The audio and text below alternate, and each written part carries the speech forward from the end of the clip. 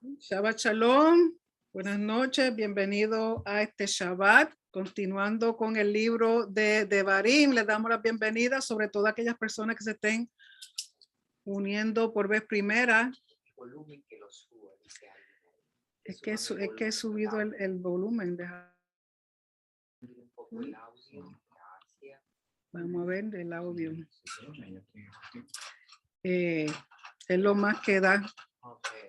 Así es que el volumen de la persona.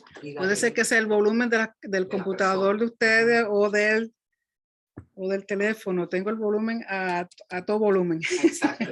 Así que, como iba diciendo, estamos continuando con el libro de Devarim. Esta noche es la porción que se llama Shoftim. Y como decía, para aquellos que se están uniendo por vez primera, soy la doctora Nereida Romero, pastora de la congregación Yeshua en el Tamir en Brandon. Estamos en el libro de Deuteronomio. Esta porción de esta noche se llama Shoftim, que se puede traducir como jueces, y se encuentra en Deuteronomio capítulo 16, verso 18 al capítulo 21, verso 9. O sea que esta noche tenemos varios capítulos que espero que podamos leerlos todos. Así que antes de comenzar, la bendición de la Torah que dice así: Baruch ata Adonai Eloheinu melech haolam asher bachar banu ha'amim venatan lanu et torato. Baruch ata Adonai noten haTorah. Amén. Bendito eres tú, oh Señor Dios nuestro, Rey del universo, que nos has escogido de entre todos los pueblos y nos dio su Torah. Bendito eres tú, oh Señor, dador de la Torah. Amén.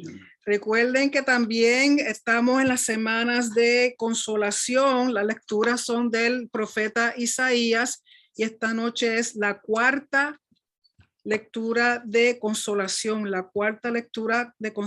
que se encuentra en Isaías capítulo 51, verso 12 al 52, verso 12. Así que vamos, si tiene su Biblia a mano, por favor vaya al capítulo 16 de Deuteronomio, comenzando con el verso 18.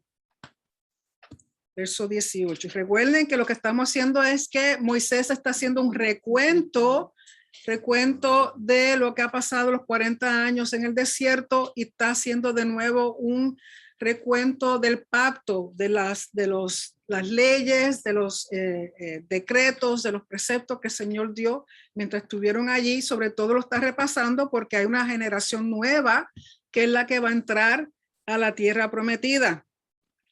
Y dice en el verso 18: jueces, shoftim, y oficiales pondrás en todas tus ciudades que Hashem tu Elohim te dará, en tus tribus, los cuales juzgarán al pueblo con justo juicio. Por lo tanto, el propósito de tener jueces y oficiales es para que ellos puedan juzgar con justo juicio al pueblo. ¿Por qué? Porque hay que mantener orden. Esta es la forma de mantener una sociedad en orden y una sociedad que cumpla en justicia y rectitud. Esas son dos palabras que yo le aconsejo que cuando usted tenga tiempo estudie: justicia y rectitud, porque ese es el cimiento, el fundamento del trono de Hashem. Eso es todo el reino. Si usted hace justicia y rectitud, usted está cumpliendo toda la Torah. Por lo tanto, haga un estudio de esas palabras: justicia y rectitud. Verso 19. Entonces aquí está hablando con respecto a los jueces, cómo deben actuar. Dice: no tuerzas el derecho, no hagas acepción de personas. En otras palabras, porque uno es rico, no le va a hacer más justicia al rico que al pobre. O porque hay una persona que te caiga mejor que otra. O porque sean familiares tuyos o amigos tuyos. Justicia tiene que ser sin acepción de personas. Ni tomes soborno. O sea, que no te compren la justicia tus decisiones, porque el soborno ciega los ojos de los sabios y pervierte las palabras de los justos. Entonces aquí en el verso 20 dice: la justicia seguirás, que en el hebreo es sedek, sedek, tirdof. Y eso es todo abogado que termina su carrera y luego, después que pasa todo su reválida, todas sus cosas, Eso es lo primero que le enseñan y viene siendo el credo del abogado. Sedek, sedek, tirdov, justicia, la justicia seguirás. Lamentablemente no ocurre así siempre, pero eso es lo que debiera ser. ¿Para qué? Para que vivas y heredes la tierra que Hashem, tu Elohim, te da. Por lo tanto, si estas cosas son establecidas cuando ellos entran a la tierra, establezcan jueces y oficiales que realmente caminen en justicia, eso va a traer una sociedad ordenada y una sociedad que va a cumplir con la justicia y la rectitud de Hashem. No plantarás ningún árbol para acera. Entonces aquí comienza a hablar de cosas que van a dañar o entorpecer esa justicia. Perdón, aquí un segundito. Que van a entorpecer esa justicia. Y eso es idolatría. La idolatría entorpece la justicia y la rectitud. Por eso el Señor habla de estas cosas aquí. Dice, no plantarás ningún árbol para acera cerca del altar de Hashem tu Elohim. Y acera era una diosa que tenía que ver con fertilidad, la diosa de fertilidad. Y los árboles eran lugares en los cuales las personas usaban como si fueran altares para culto a la fertilidad. Dice que tú habrás hecho ni te levantarás estatua, lo cual aborrece Hashem tu Elohim. O sea que no puede levantar nada que sea de idolatría, ni árboles, ni altares, ni estatuas de ningún tipo, ninguna imagen, ningún ídolo. Capítulo 17. No ofrecerás en sacrificio a Hashem tu Elohim buey o cordero en el cual haya falta o alguna cosa mala, pues es abominación a Hashem tu Elohim. O sea, todo esto que va a hablar tiene que ver con justicia y rectitud, porque si tú vienes a ofrecerle algo al Señor y tiene defecto, no estás honrando a tu rey, no estás honrando la Torá, no estás honrando lo que trae orden a la sociedad, lo que trae orden a la comunidad.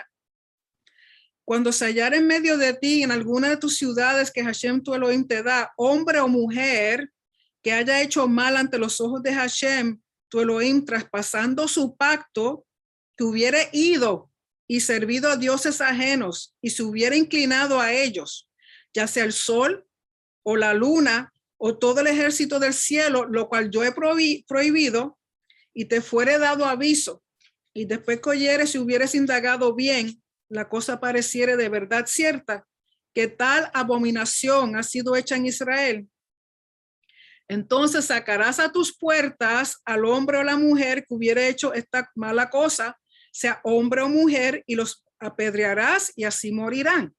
La palabra, si dentro de la comunidad se sabe de alguien que esté cometiendo idolatría en contra de Hashem, eso es romper el pacto. A la que comiencen a romper el pacto, no va a haber justicia, no va a haber orden en esa comunidad. Por lo tanto, el Señor dice, una vez eso es indagado, en otras palabras, que esto se lleve a la corte, por eso están los jueces, que se haga justicia justa y se determine que es cierto que estos individuos han hecho eso, esas personas tienen que ser llevadas a las puertas, o sea, a la entrada de las ciudades y ser apedreado allí. ¿Por qué? Porque en la cultura las puertas o los portones que daban a la entrada o salida de las ciudades era donde se hacían juicios. Era ahí donde se sentaban los jueces, donde se sentaban los ancianos, y todo juicio o toda cosa que tenía que ser traída para algún juicio o para algún negocio, alguna transacción, se hacían en las puertas. Entonces, incluyendo esto, había que hacerlo a la entrada de la ciudad. Verso 6, por dicho de 2 o 3 testigos, morirá el que hubiere de morir. O sea que no morirá por el dicho de un solo testigo. O sea que tienen que haber 2 o más testigos. Si alguien dice, mira, fulano de tal, lo encontré adorando, postrándose ante ídolos, o sirviendo al sol, o sirviendo la luna o la estrella. Una vez el juicio había sido determinado de seguro, esta persona con suficientes testigos, entonces era condenada a muerte. Verso 7, la mano de los testigos caerá primero sobre él para matarlo y después la mano de todo el pueblo. Así quitarás el mal de en medio de ti. O sea, es para quitar de raíz toda raíz de idolatría, de maldad, de abominación en contra de Hashem. ¿Por qué? Porque Hashem odia la idolatría. Para Hashem es una ofensa grande, es como cuando un esposo encuentra a su esposa con otro, o viceversa, la esposa encuentra a su esposo con otra. Es una infidelidad, idolatría es un adulterio espiritual en contra de Hashem, es romper el pacto. Por lo tanto, eso hay que eliminarlo de calle. Verso 8. Cuando alguna cosa te fuere difícil en el juicio, entre una clase de homicidio y otra, entre una clase de derecho legal y otra, y entre una clase de herida y otra, en negocios de litigio en tus ciudades, entonces te levantarás y recurrirás al lugar que Hashem tu Elohim escogiere. Por lo tanto, lo que quiere decir, recuerden que en el libro de Éxodo fue donde por primera vez se habló del sistema judicial que en Israel se conoce como el Sanedrín. Localmente habían 3 jueces. Y en esa localidad, esos 3 jueces estaban encargados pues, de hacer juicio con respecto a todas estas cosas que está mencionando. Pero dice, si esos 3 jueces no pueden llegar a un juicio, no pueden llegar a una conclusión, entonces tienen que ir al lugar que Hashem ha escogido para llevar esa situación para que entonces los jueces de ese lugar puedan determinar y tomar una acción al respecto. Por lo tanto, localmente habían 3 jueces, pero el lugar que Hashem escogió para poner su Sanedrín, su corte central, fue en Jerusalén. Y en Jerusalén, alrededor del templo, había lo que se llamaba un Sanedrín Catán y un Sanedrín Gadol. Sanedrín Catán significa pequeño. En otras palabras, ese Sanedrín constaba de 23 jueces. Si esos 23 jueces tampoco podían llegar a una conclusión, entonces iban al Sanedrín Gadol, o el Sanedrín mayor, que constaba de 70 jueces más 1, que es el presidente, y ahí determinaban el juicio. ¿Okay? Y recuerden que todos estos juicios han basado a la Torá. Todas estas cosas se decían en base a la Torá. Y te dice en el verso 9, y vendrás a los sacerdotes levitas y al juez que hubiera en aquellos días y preguntarás. O sea que en el Sanedrín consistía de jueces que eran sacerdotes y jueces de la comunidad. ¿Por qué? Porque no solamente habían casos que tenían que ver con cosas civiles, cosas criminales, también habían casos que tenían que ver con el templo, con la agricultura, con las primicias. Cuando había algo que no se podía decidir localmente, pues entonces tenían que venir aquí a tomar juicio al respecto. Y ellos te enseñarán la sentencia del juicio y harás según la sentencia que te indiquen los del lugar que Hashem escogiere y cuidarás de hacer según todo lo que te manifiesten, según la ley que te enseñen o según la Torá que te enseñan y según el juicio que te digan harás. No te apartarás ni a diestra ni a siniestra de la sentencia que te declaren. Y el hombre que procediere con soberbia, aquí uno de los comentaristas dice que esto se refiere a uno de los jueces mismos. Porque recuerden que en el Sanedrín hay 70 jueces. Vamos a suponer que uno de ellos no está de acuerdo con nada de lo que digan los otros 69 y entonces él mismo determina y hace lo que él quiera. Dice, y el hombre que procediere con soberbia, no obedeciendo al sacerdote que está para ministrar allí delante de Hashem tu Elohim o al juez, el tal morirá y quitarás el mal del medio de Israel y todo el pueblo oirá y temerá y no se ensoberbecerá. Estas palabras, si hay algún juez que hace completamente contrario a la Torá, ese individuo tienen que quitarle la vida también.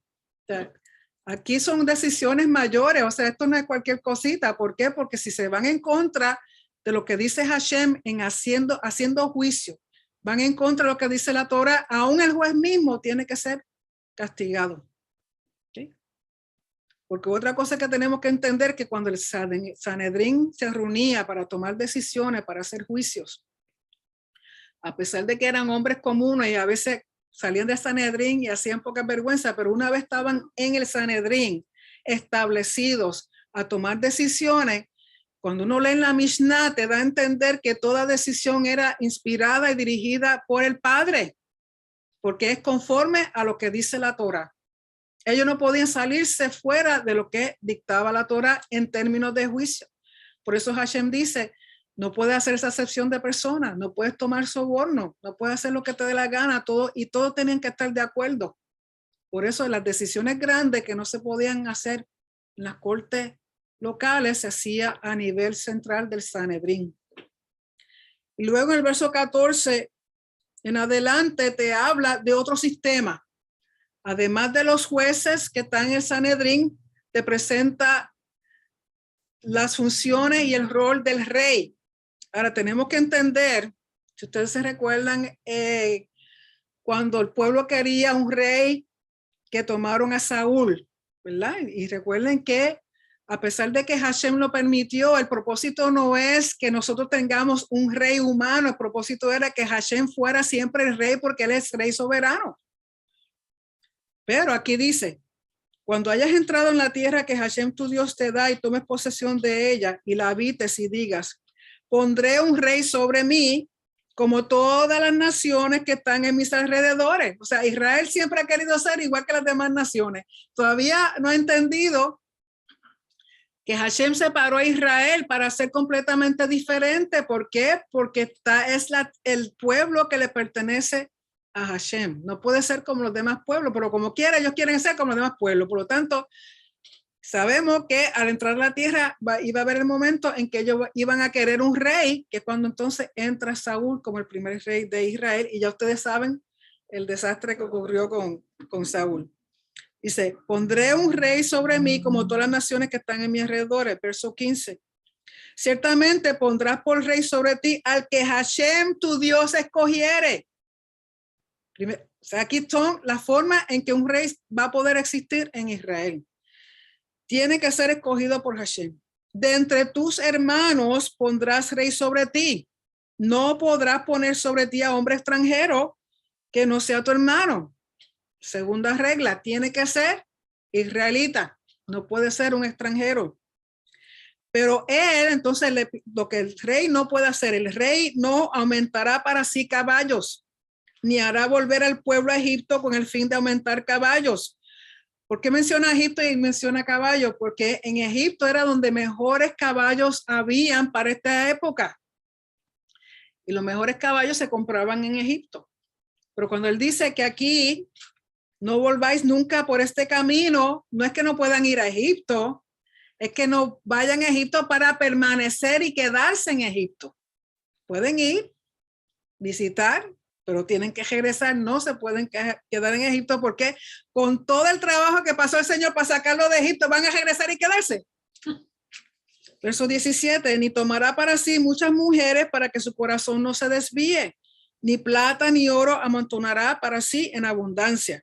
O sea, todo esto es para evitar lo siguiente. Y además de eso, tiene que hacer lo siguiente, y cuando se siente sobre el trono de su reino, entonces escribirá para sí en un libro una copia de esta Torá, del original que está al cuidado de los sacerdotes levitas, que fue lo que Hashem le dio a Moisés y que Moisés se puso en el arca. Entonces los levitas, sacerdotes, son los que están encargados de guardar esa Torá. Tiene que hacer una copia exacta de esa y lo tendrá consigo y leerá en él todos los días de su vida para que aprenda a qué, leyendo la Torá, el rey todos los días aprenda a temer a Hashem su Elohim para guardar todas las palabras de esta Torá y estos estatutos para ponerlos por obra, para que no se eleve su corazón sobre sus hermanos, ni se aparte el mandamiento a diestra ni a siniestra, a fin de que prolongue sus días en su reino, él y sus hijos en medio de Israel. En otras palabras, este rey, cogido por Hashem, tenía que ser israelita, no podía hacerse de muchas riquezas, de muchos caballos, de muchas mujeres, de mucho oro, de mucha plata. Y sabemos que lamentablemente el rey más famoso hizo exactamente todas estas cosas, que fue Salomón. Entonces, si no sabían, Salomón tenía 1000 mujeres, 300 esposas y 700 concubinas. Es con una, ¿verdad? Y ustedes no pueden, imagínense conmigo.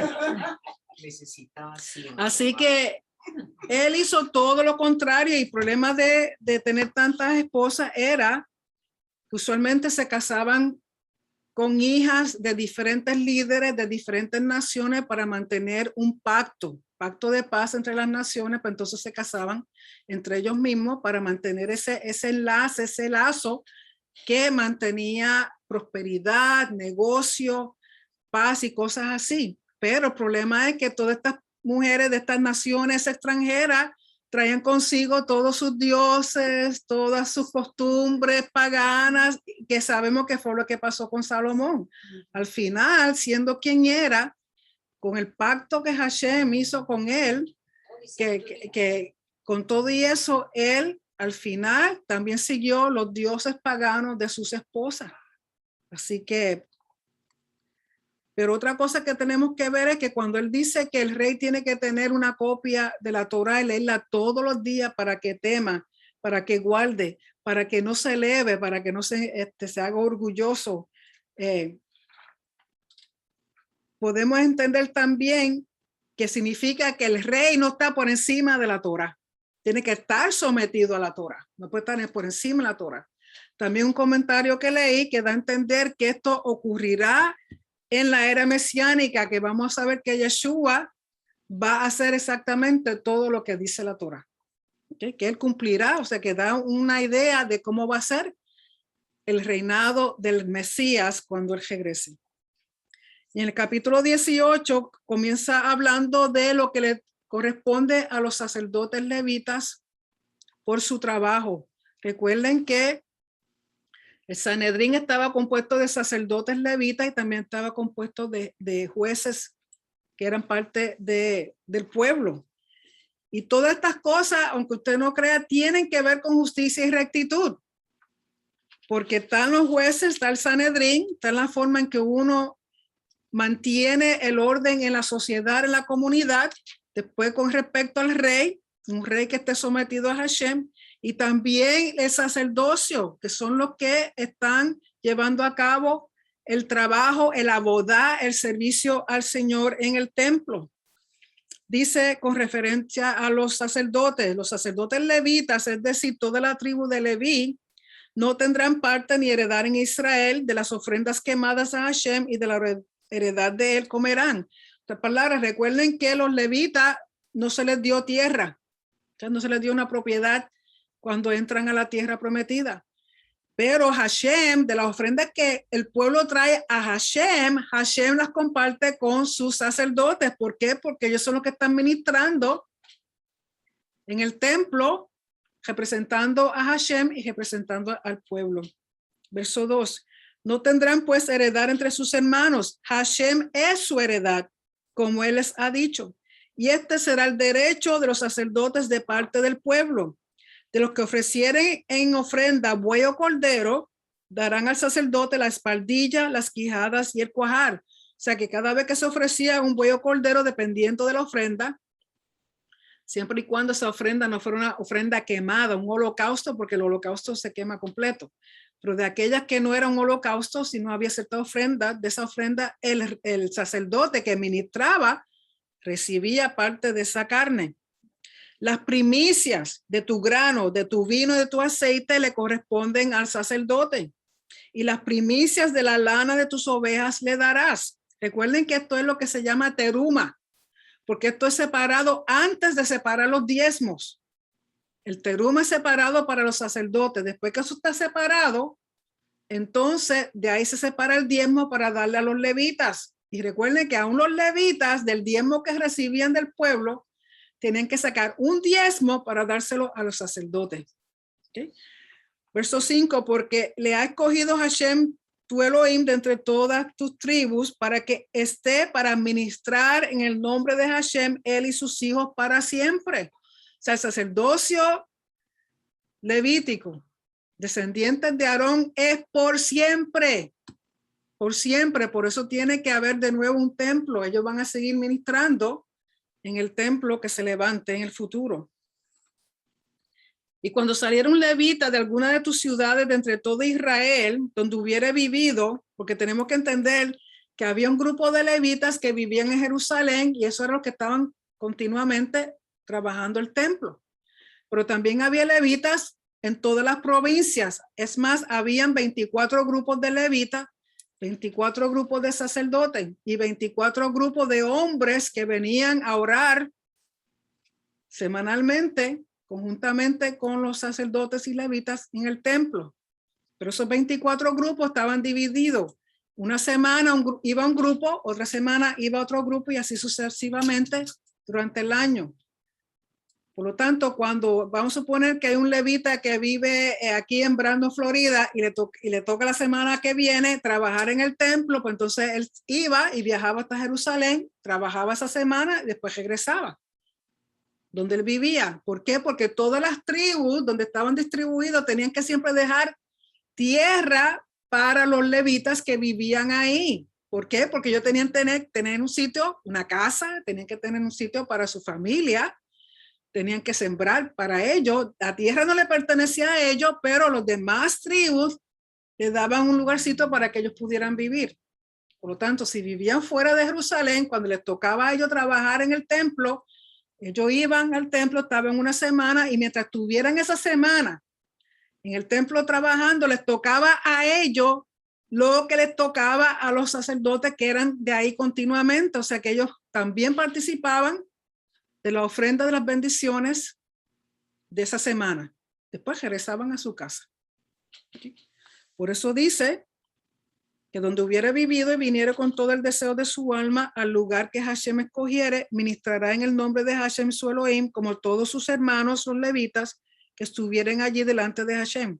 Igual ración a de los otros comerá, además de sus patrimonios, a lo que les corresponde, porque trabajó esa semana ahí. Viene y se lleva lo que le fue dado y regresa a su casa. ¿Okay? Pero recuerden que para cuando eran las fiestas grandes, todos los 24 grupos de levitas tenían que ir al templo a trabajar. ¿Por qué? Porque era cuando más gente venía, cuando más ofrendas se hacían y necesitaban a todo el personal para poder funcionar y servir al pueblo. Un ejemplo, la Pascua, dicen, cuando uno está leyendo en la historia, conforme a Josefo, dicen que a veces habían aproximadamente 2 millones de personas en Jerusalén para una Pascua. Y si usted calcula que eran como 10, 20 personas por cordero, había más de 200,000 corderos que se ofrendaban durante la semana de la Pascua. Yo le aseguro a usted que con 2 o 3 sacerdotes no iba a ser suficiente, tienen que tener a todo el personal trabajando. Okay. Por lo tanto, su trabajo era recompensado con las ofrendas, con las primicias, con lo que el pueblo traía. Hashem compartía con ellos y le daba, esa era su provisión. En el verso 9 del capítulo 18 dice: cuando entres a la tierra que Hashem tu Elohim te da, no aprenderás a hacer según las abominaciones de aquellas naciones. No sea hallado en ti quien haga pasar a su hijo o a su hija por el fuego. ¿Por qué? Porque habían costumbres paganas en que ofrecían usualmente su primer hijo, se lo ofrecían al dios Molech. ¿Por qué? Porque según ellos entendían que dándole el primer hijo a ese dios, entonces ese dios le daba más hijos todavía, aumentaba su fertilidad. Por lo tanto, Hashem dice que no podían hacer ellos igual que hacían, porque Hashem nunca ha pedido sacrificio humano. Que no se ha hallado en ti quien haga pasar a su hijo o a su hija por el fuego, ni quien practique adivinación, ni agorero, ni sortílego, ni hechicero, ni encantador, ni adivino, ni mago, ni quien consulte a muertos, porque es abominación para con Hashem cualquiera que hace estas cosas. Y por estas abominaciones Hashem tu Elohim echa estas naciones de delante de ti. Entonces en el verso 13 dice: perfecto será delante de Hashem tu Elohim. Ese término perfecto es la palabra tamim, que significa, no es lo que uno piensa que sea perfecto. El perfecto que está hablando aquí es de que tu corazón es completo para con Hashem, tu corazón le pertenece a Hashem completamente. Eso es ser perfecto ante los ojos de Hashem. Cuando todo lo que hay en tu corazón le pertenece a Él, que no, aquí no queda ningún espacito que le pertenezca a un ídolo, a un Dios o cualquier otra cosa que no sea Hashem. Es una persona perfecta, de que de corazón está completamente entregado a Hashem. Perfecto serás delante de Hashem tu Elohim, porque estas naciones que vas a heredar a agoreros y adivinos oyen, mas a ti no te ha permitido esto Hashem tu Elohim. ¿Por qué? Porque entonces aquí te dice, te habla de los profetas. Para eso Hashem ha dado profetas. No necesitas de adivino, no necesitas de agorero. Y recuerden que el profeta, conforme a la Torah, no aquel que te dice, te va a casar con un millonario y va a tener 5 muchachos. Porque dice aquí, profeta de en medio de ti, de tus hermanos como yo, como Moisés, te levantará Hashem tu Elohim, a él oirás. Conforme a todo lo que pediste a Hashem tu Elohim en Horeb en el día de la asamblea, diciendo, no vuelva yo a oír la voz de Hashem mi Dios, ni vea yo más este gran fuego para que no muera. Y Hashem me dijo, han hablado bien en lo que han dicho. Profeta les levantaré de medio de sus hermanos como tú. Y pondré mis palabras, esto es lo que es un verdadero profeta. Y pondré mis palabras en su boca, y él les hablará todo lo que yo le mandare. Un profeta es aquel que Hashem mismo pone sus palabras en ese individuo y eso es lo que ese individuo va a hablar. Nada más fuera de eso. Por lo tanto, cuando te habla, si alguien te dice soy profeta y el Señor me dijo que te dijera esto, usted asegúrese que toda palabra que sale de la boca de ese individuo está conforme a la Torah. Si usted no encuentra eso que le dijeron aquí en la Torah, ni caso le haga, húyale, porque eso no es un verdadero profeta. Ningún profeta llamado de Dios, primero que nada, tiene que ser llamado por Elohim. Elohim mismo pone sus palabras en él o ella, y eso es lo único que esa persona puede hablar. Mas cualquiera que no oyere mis palabras, que él hablar en mi nombre, yo le pediré cuenta. El profeta que tuviere la presunción de hablar palabra en mi nombre, a quien yo no le haya mandado hablar, o que hablar en nombre de dioses ajenos, el tal profeta morirá. Y por ahí, como dicen en Puerto Rico, están a chorrete. Todo aquel que se llama profeta fulana de tal, profeta fulana de tal. Ninguno de los profetas que están aquí en la Biblia se pasaban por ahí anunciándose que eran profetas. ¿Okay? Sino que es alguien que Hashem mismo escoge, Hashem mismo le pone palabra en su boca y esas son las palabras que tiene que hablar ese individuo. Si no se alinea con lo que dice la Torah, muchas gracias, nos vemos, adiós, bye. Y si dijera en tu corazón, verso 21, ¿cómo conoceremos la palabra que Hashem no ha hablado? Si el profeta hablara en nombre de Hashem y no se cumpliere lo que dijo, ni aconteciere, es palabra que Hashem no ha hablado. Con presunción la habló de tal profeta, no tengas temor de él. O sea, si no se cumple, pues recuerden también que en la porción de la vez pasada, Hashem permite a profetas falsos hacer milagros y hacer hazañas. ¿Por qué? Porque está probando tu corazón. Y si viene alguien por ahí y te dice cualquier cosa y tú le crees y no buscaste en la Torah a ver dónde está eso, por más te trae hasta un pajarito preñado y tú te lo crees y no está en la Torah, el Señor te está probando.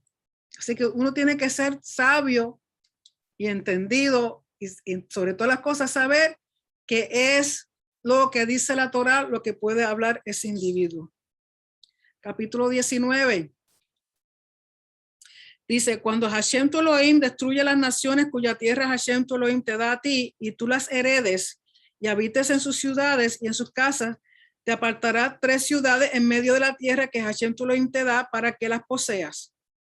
Aquí está comenzando a hablar de lo que se llaman las ciudades de refugio. Y no voy a leer toda esa parte porque ya sabemos que esa ciudad de refugio era para cuando alguien mataba a otra persona accidentalmente. Iba ahí, se refugiaba, ¿por qué? Para evitar que la familia del individuo que fue matado vinieran y entonces hicieran lo mismo con la persona. Porque si fue un accidente, fue un accidente. Y lógico, esta persona va a la ciudad, pero se hace un juicio, se hace una investigación, no simplemente dice, ay, maté a fulano y fue sin culpa, déjame quedarme aquí para que no me maten a mí. Se hacía un juicio. Recuerda que comenzó la Torá hablando de juicio, jueces. Se hacía un juicio y se aseguraban de que lo que el individuo está diciendo es verdad, fue un accidente, pues entonces se queda ahí. Pero si después que hacen el juicio se da cuenta que no fue ningún accidente, que lo hizo adrede, ¿qué ustedes creen que pasa con ese individuo? Para afuera y llaman a la familia del individuo que él mató y tiene que morir. ¿Qué? Tiene que morir. ¿Por qué? Porque la ley de homicidio era muerte por muerte, vida por vida.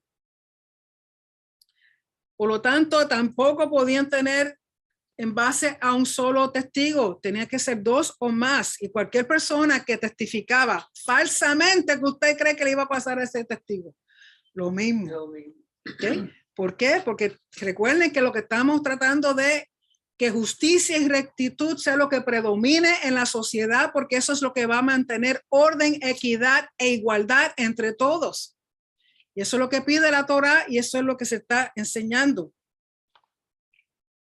Por lo tanto, cualquier persona que mataba a otro individuo accidentalmente era refugiado en las ciudades de refugio. Aquel que lo hacía adrede pagaba con su propia vida. Y no se podía aceptar testimonios falsos.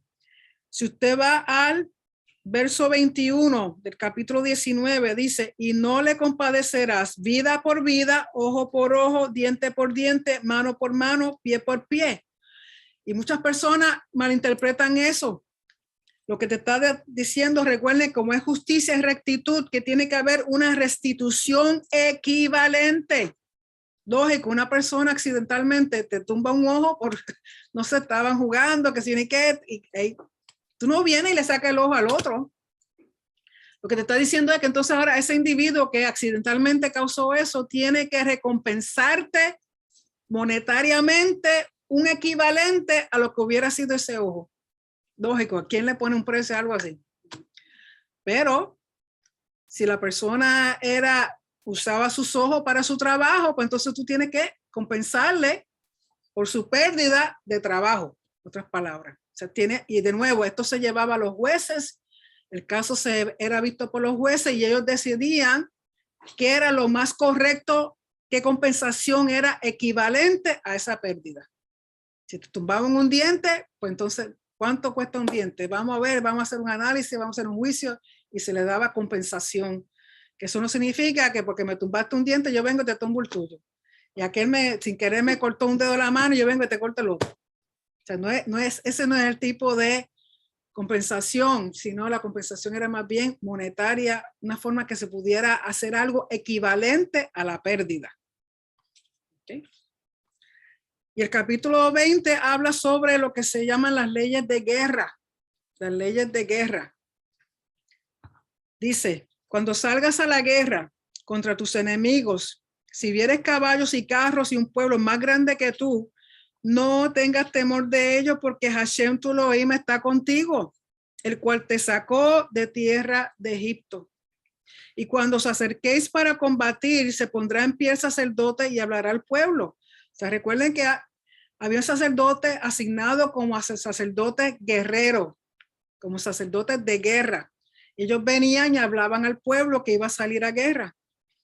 Y les dirá, oye Israel, vosotros hoy juntáis hoy en batalla contra vuestros enemigos. No desmaye vuestro corazón, no temáis, no os azoréis ni tampoco os desadelantéis delante de ellos. O sea, viene a darle aliento, viene a hablarle, como dice el gringo, un pep talk. Dejarles saber para que se animaran. ¿Por qué? Porque Hashem, vuestro Elohim, va con vosotros para pelear por vosotros contra vuestros enemigos para salvaros. Y si ustedes han visto alguna de las cosas que han ocurrido en Israel, el IDF, la defensa de Israel, pueden estar en el medio de la guerra más grande y peor del mundo. Si es Shabbat, hay un grupito que se aparta, se ponen sus talit, se ponen sus tefilín. Si hay una Torah, sacan la Torah y oran. Y hacen todos sus rezos de ese día, todas sus oraciones. Están cayendo los cohetes por encima de ellos y ellos están adorando y alabando a Hashem. ¿Por qué? Porque ellos entienden y reconocen que este verso es verdad, porque Hashem vuestro Elohim va con vosotros para pelear por vosotros contra vuestros enemigos para salvaros. Si nosotros creyésemos como creen ellos, estaríamos en mejor situación, porque eso es lo primero que hacen. Están los cohetes, están las bombas por todos lados y ellos están orando, alabando y glorificando al único que los puede salvar. Porque si ustedes han leído de alguna de las historias de las guerras de Israel, sobre todo la guerra parece que fue un Yom Kippur, apenas Israel siendo una nación, hubo una guerra y la nación está empezando a hacerse, ni siquiera tenían un ejército oficial formado, tenían 2 o 3 gatos, como decimos nosotros, y esos 2 o 3 gatos salieron a pelear contra Siria, contra Irán y no sé quién más, porque entonces aprovecharon Egipto, aprovecharon que ellos estaban acabando de formarse como nación, entonces vinieron las naciones que llevaban ya años, que tienen su ejército, que tienen su experiencia, se le tiraron encima. Tengo entendido que habían 100 tanques del ejército de Israel. Están en una pelea y, lógico, se están tratando de comunicar, pero el equipo del enemigo era más sofisticado que lo que tenía Israel. Entonces el comandante le dice, apaguen todo, quítense de todo y simplemente quédense quietos y no hagan nada. Hay una oscuridad grande porque está ocurriendo de noche. Están creo que es los de Siria, están tirando y bombardeando. La cosa es que a Israel, ellos tenían, creo que de Siria tienen eso para ver de noche, ¿cómo se llama? Infrarrojo. Israel no tenía eso. Entonces ellos están ahí, la cosa es que ellos se quedan quietecitos, no hacen nada y los de Siria, como ellos están viendo mal, y empiezan a dispararse unos a los otros. Solamente Israel 100 tanques y ellos tenían como 800 tanques alrededor. Cuando vienen a ver, los de Siria se mataron unos a los otros. Israel se quedó quietecito, no hizo nada porque no tenía con qué ver. Sin embargo, Hashem los protegió y ganaron la guerra con 100 tanques en contra de 800. Que si ustedes van a un sitio que se llama el Valle de Lágrimas en Israel y todavía quedan tanques de los que destruyeron de Siria y también tanques de Israel que quedaron ahí como evidencia de la guerra, e Israel gana. Usted me va a decir que entonces en un Yom Kippur, imagínense, ustedes se creen que ellos están en ayuno, es Yom Kippur y ellos están metiendo los tanques y con todo y eso, ellos ganaron. Porque ellos creen en ese verso que dice, porque Hashem vuestro Elohim va con vosotros para pelear por vosotros contra vuestro enemigo para salvaros. Y los oficiales hablarán al pueblo diciendo, ¿quién ha edificado casa nueva y no la ha estrenado? Aquí tienen consideración. Aquel que tiene una casa nueva y no la ha vivido, le dice, vaya y vuelva a su casa, no sea que muera en la batalla y algún otro la estrene. ¿Quién ha plantado viña y no ha disfrutado de ella? ¿Quién no se ha tomado el primer vinito de su propia viña? Vaya y vuelva a su casa, no sea que muera en la batalla y algún otro la disfrute. ¿Quién se ha desposado con mujer y no la ha tomado? O sea, ¿quién está desposado pero no se ha casado? Vaya y vuélvase a su casa, no sea que muera en la batalla y algún otro la tome. Y volverán los oficiales a hablar al pueblo y dirán, ¿quién es hombre medroso o pusilánime?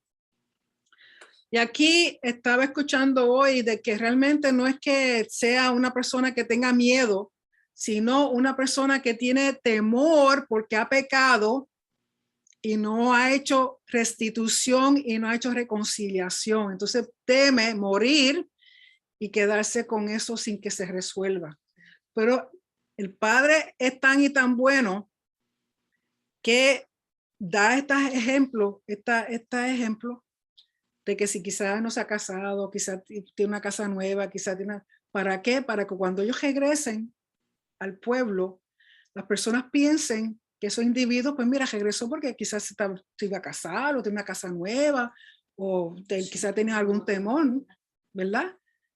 Y no porque pensaran que era un pecador. O sea, aún en eso el Señor honra y tiene consideración de las personas diciendo, aquellos que regresaron, que supone que fueron a guerra, pero regresaron, van a pensar las razones que sean. está por casarse, tiene una viña, tiene una casa, pero nadie va a decir, porque es pecador y tiene miedo de morir y quedarse con esa situación así. O sea, que Hashem es como también en el templo. La persona que traía la ofrenda, una ofrenda de gratitud, era el mismo sitio donde una persona traía una ofrenda de pecado. ¿Por qué? Para cuando se pusiera esa ofrenda ahí, nadie dijera, pues mira, la ofrenda de Frank es la de pecado y la de Nereida es la de gratitud. Ese es un pecador malo, mira lo que está haciendo. ¿Ok? Aún en eso, Hashem tiene consideración de nosotros y no nos hace humillar, o sea, no nos pone en humillación. Por lo tanto, estos son los ejemplos que dan aquí. Vaya y vuelva a su casa y no apoque el corazón de sus hermanos como el corazón suyo. Y cuando los oficiales acaben de hablar al pueblo, entonces los capitanes del ejército tomarán el mando a la cabeza del pueblo. Entonces te va a dejar saber de aquellas naciones. Recuerden que las naciones que están en la tierra de Canaán, ellos tienen que destruir completamente, pero también van a haber otras naciones enemigas y le va a decir al pueblo cómo tratar con ellos. Dice, cuando te acerques a una ciudad para combatirla, la intimirás la paz. O sea, llegas a la ciudad y ofreces paz, shalom. Y si respondiere shalom y te abriere, todo el pueblo que en ella fuera hallado te será tributario y te servirá. O sea, si tú vienes y ofreces shalom y ellos te aceptan tu shalom, tú no vas a destruir a nadie, le vas a matar a nadie. Ellos te van a servir a ti y tú vas a estar por encima de ellos. Mas si no hiciere paz contigo y emprendiere guerra contigo, entonces la sitiarás. O sea, si el pueblo dice, no, qué paz ni qué paz, vámonos a guerra.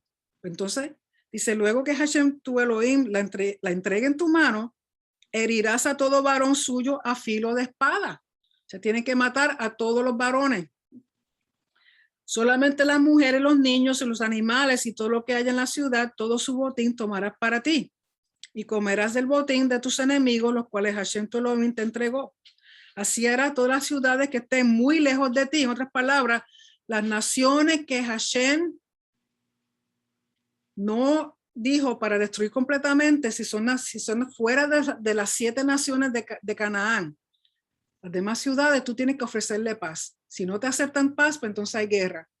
Y Hashem te va a dar la victoria. Entonces todo lo que haya en esa ciudad, en ese pueblo, va a ser tuyo, con excepción de los varones, tienen que ser matados.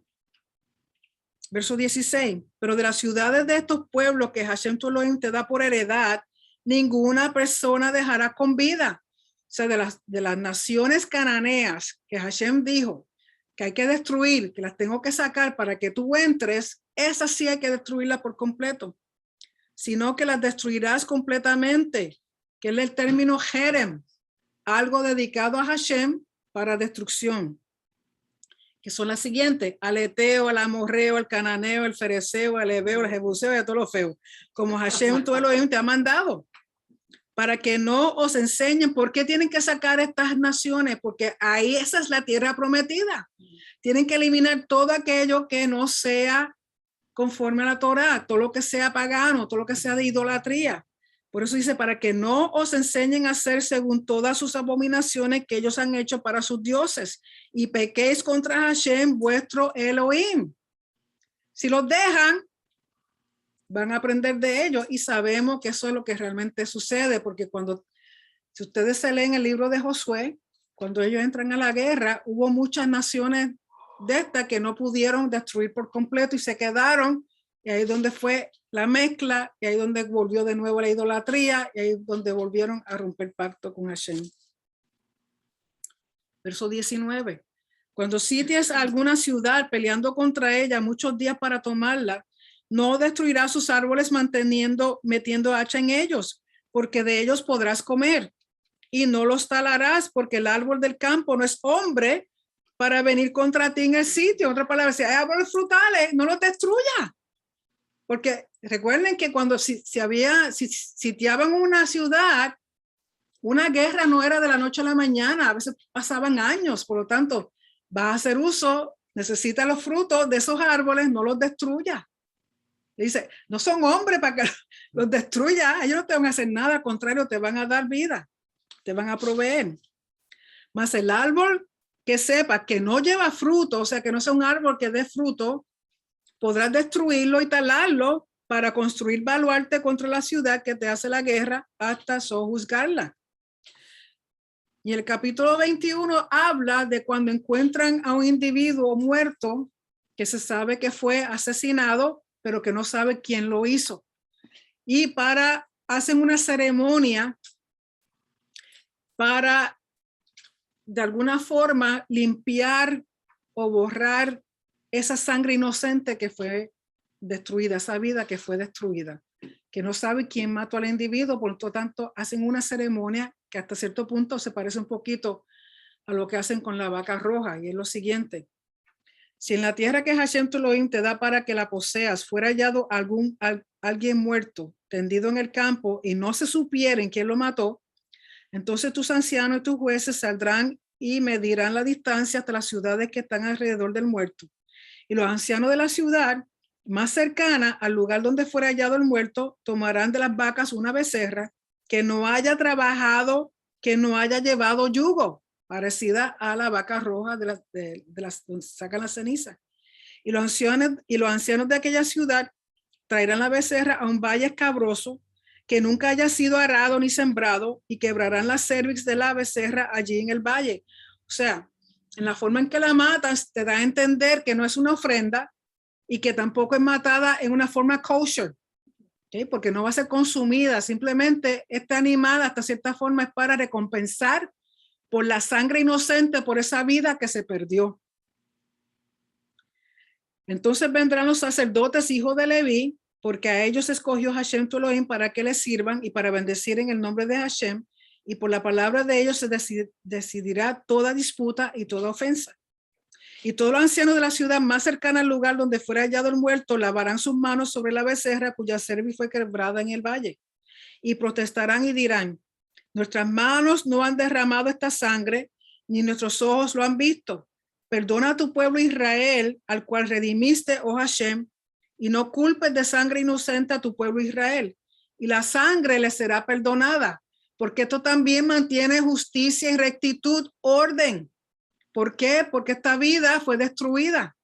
Entonces toman un animalito que su potencial tampoco se usó, porque dice que no puede ser que haya trabajado o haya tenido yugo. Se lleva a un sitio que tampoco ha sido sembrado. O sea que lo que te da a entender aquí, que todas estas cosas que tenían un potencial se cortaron antes de tiempo.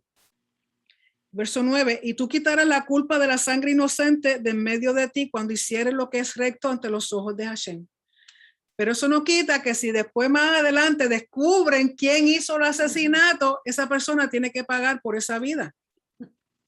De nuevo, tiene que ver con justicia y con rectitud, porque esas cosas mantienen el orden y la estabilidad de la sociedad, de la comunidad. Y recuerden que ellos van a pasar a una tierra nueva, una tierra prometida, donde tienen que poner todas estas cosas en sitio, donde tienen que practicar y poner todo lo que dice la Torá en práctica. Y nos queda unos minutitos. Quiero que por favor vayan a Mateo. A Mateo capítulo 3, verso del 1 al 17, es la porción de las escrituras apostólicas que fueron escogidas, asociadas con esta lectura, esta porción de la Torá. Mateo capítulo 3, verso del 1 al 17. Y cae perfectamente porque tiene que ver con Teshuvah. Recuerden que Teshuvah es regresar al origen, regresar al Padre. Así que Mateo capítulo 3, empezando en el verso 1, dice así: en aquellos días vino Juan el Bautista predicando en el desierto de Judea. Y no era que Juan fuera bautista.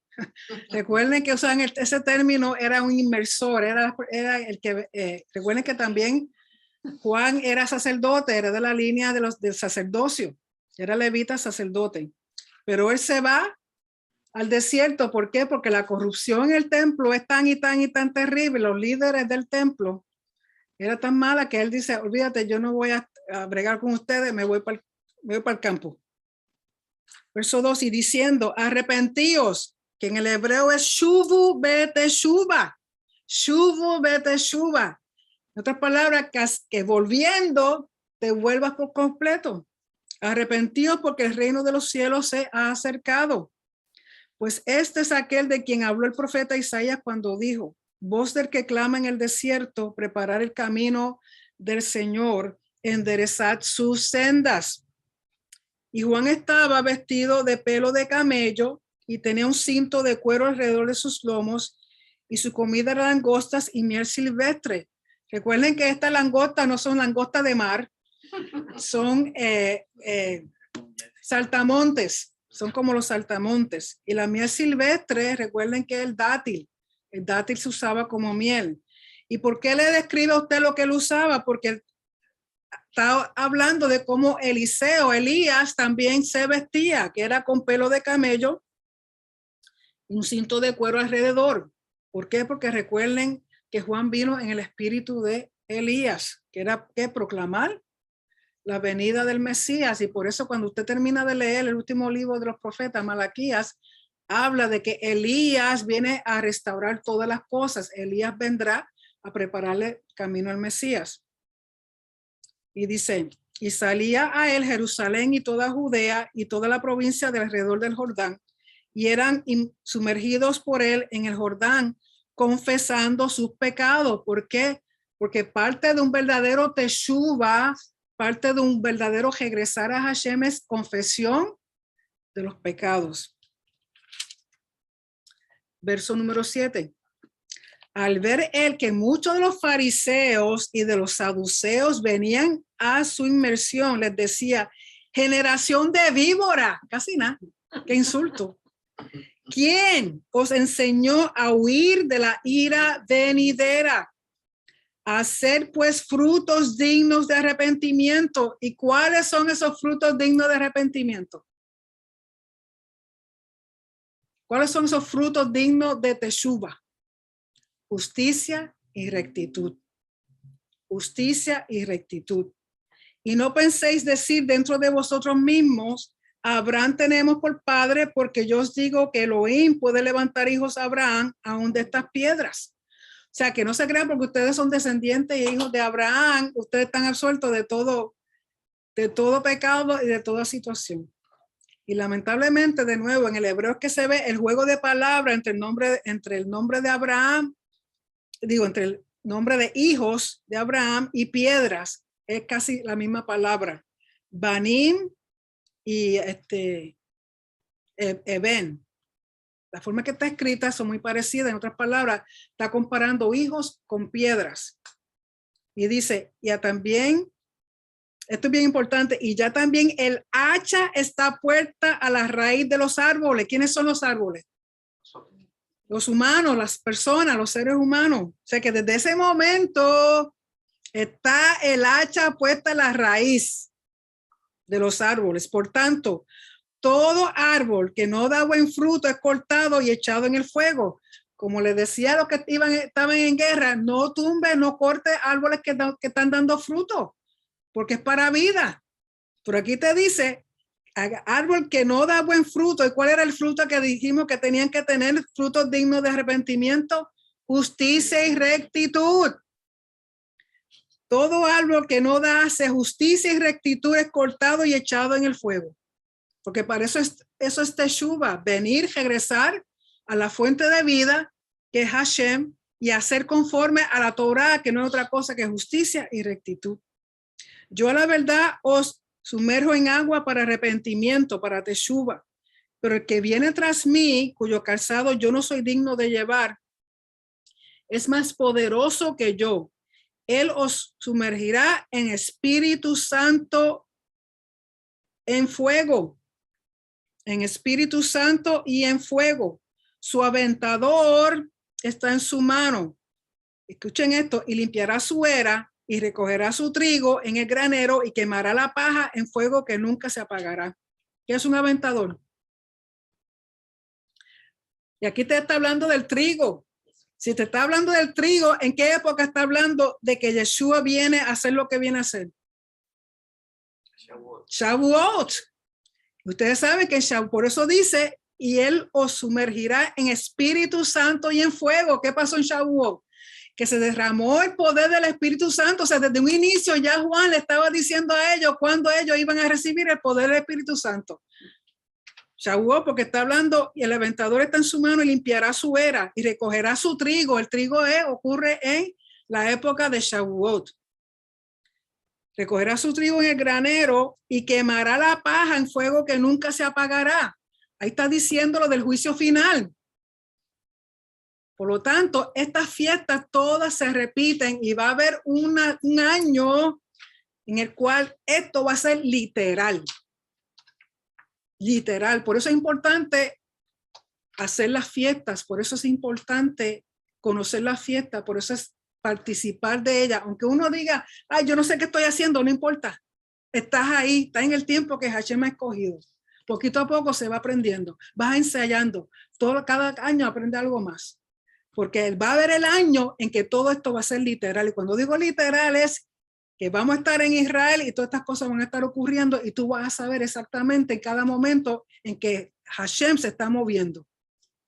No se quede perdido, no se quede atrás. Había por ahí antes, hace unos años, Left Behind, una serie Left Behind. Lindísima la película. Yo nunca la vi. No. Nunca la vi. Primero que nada, la mayoría de las cosas que dijo no son ciertas. Número 2, como quiera que sea, no sea de ustedes que se queden atrás. Usted está seguro de que usted va a estar en Israel, en Jerusalén, cuando venga nuestro Mesías, cuando venga nuestro Rey, y cuando comiencen a pasar estas cosas, ¡ay, yo sé qué significa eso! ¡Yo sé! Y cuando te pregunte ¿qué? Entonces usted tiene oportunidad de explicarles a otros. Verso 13. Entonces Yeshua vino de Galilea a Juan al Jordán para ser sumergido por él. Mas Juan se lo oponía diciendo, yo necesito ser sumergido por ti y tú vienes a mí. Pero Yeshua le respondió, deja ahora porque así conviene que cumplamos toda justicia. De nuevo, justicia conforme a lo que Hashem había planificado. Él tenía que presentarse, darse a conocer. ¿Por qué? Porque este es el comienzo de su ministerio. Entonces le dejó. Y Yeshua, después que fue sumergido, subió luego del agua. O sea que él entró completamente a las aguas y salió. No es que le echen un chispito de agua así por encimita. Él es meterse completamente en las aguas y levantarse. ¿Qué sucede? Subió luego del agua y aquí los cielos le fueron abiertos y vio al espíritu de Elohim que descendía como paloma y venía sobre él. ¿Qué está haciendo aquí? ¿Qué está ocurriendo? Aquí el Padre mismo está anunciando que ha llegado su Hijo, que ha llegado el Mesías, que ha comenzado la era mesiánica, que ha llegado para traer vida. Y el Espíritu Santo dice que descendió como una paloma. Recuerden que la paloma es un símbolo del Espíritu Santo. Paloma blanca, que significa pureza. Y no tan solo eso, al verle la paloma entiende que el Espíritu Santo, ¿qué ocurre con qué es lo más importante del Espíritu Santo? La unción. En otras palabras, ese espíritu, esa paloma está anunciando que su hijo está siendo ungido, escogido, separado para la función que él va a hacer de ese momento en adelante. Y venía sobre él. Y hubo una voz de los cielos que decía, este es mi hijo amado en quien tengo complacencia. ¿Por qué? Porque Hashem estaba dando la aprobación y no tan solo eso. Si usted entiende algo de lo que significan las aguas, al entrar Yeshua a las aguas y salir, salió como una criatura nueva. No tiene que ver nada con pecado. Una criatura nueva, un comienzo nuevo. Había sido ungido, por eso se ve la paloma, porque representa ese aceite de unción, de ser escogido, de ser marcado, de ser llamado. El Padre da su visto bueno de que es aceptado, y no tan solo eso. Recuerden que José, el esposo de Miriam, había adoptado a Yeshua cuando Yeshua nació, porque Yeshua no era hijo de José. Por lo tanto, tiene que haber una transferencia.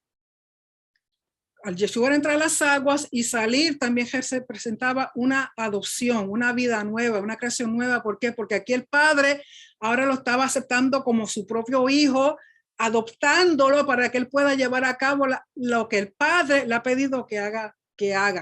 ¿Okay? Hay una transferencia, ya no es hijo de Miriam y ya no es hijo de José en lo espiritual, en la función y el rol que Hashem tenía para él. De ese momento en adelante ya él está completamente sometido 100% al Padre en todo lo que él tenía que hacer con respecto al reino. Por eso Juan dice, el reino de los cielos ha llegado. Otra forma de decir, Dios está aquí, Dios ha llegado, está en medio nuestro.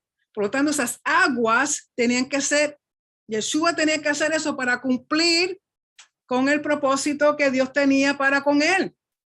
Que igualmente con cada uno de nosotros, cuando somos sumergidos, entramos para salir con nueva vida, con nuevo propósito, con nuevo rol, con nueva función. Ya no pertenecemos al mundo, pertenecemos al reino del Padre. Yeshua tuvo que hacer lo mismo que cada uno de nosotros hacemos, o debiéramos hacer. ¿Okay? Así que, de nuevo, teshuva, regresar, arrepentirse, confesar y ser una vida nueva, porque todo es para justicia y rectitud conforme a el plan de Hashem, que no cambia. Su plan es el mismo ayer, hoy y mañana. ¿Okay? Así que vamos a tomar tiempo para preguntas y comentarios. Voy a dejar de grabar, así que Shabbat Shalom.